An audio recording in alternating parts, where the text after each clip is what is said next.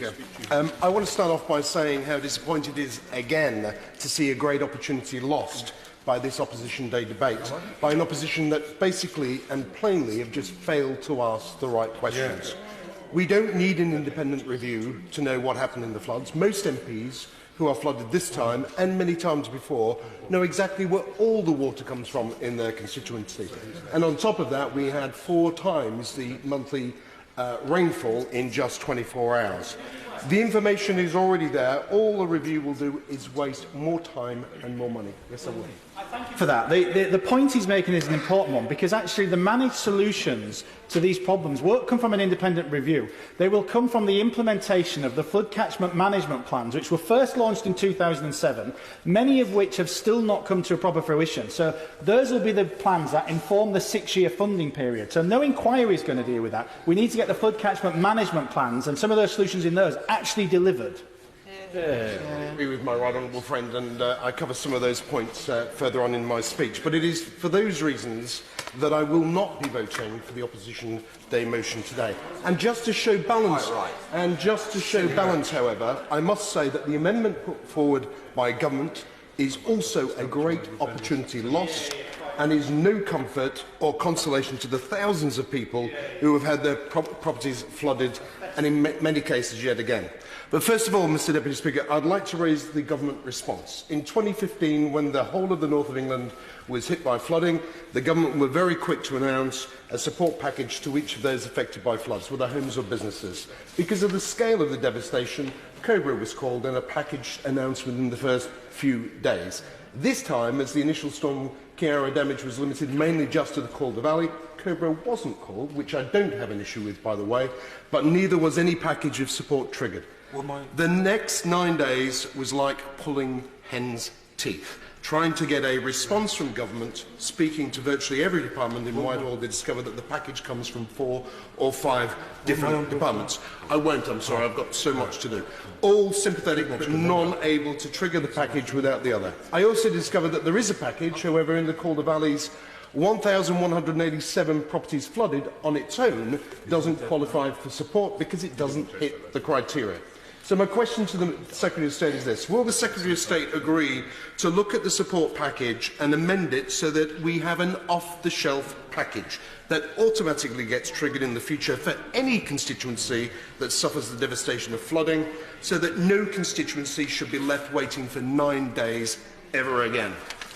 I also want to make it very clear that at this point that we do have 3 fully funded hard flood defence projects in the Calder Valley. One partially completed and 2 waiting to start. And we also have a series of works outside that. True Responsibility and Slow the Flow, 2 fabulous charities. One has planted thousands of trees and have plans to continue planting thousands of trees around the catchment, while dozens of volunteers work with Slow the Flow in the moors above with their leaky dams. Grips are being blocked as part of moorland restoration in partnership with Natural England and landowners. Yorkshire Water have trialled reducing reservoir levels during times of heavy rain, but it will take a change of legislation to mandate that to happen. Hopefully this can happen in the Environment Bill with the amendments my right honourable friend and my neighbour from Halifax has put forward.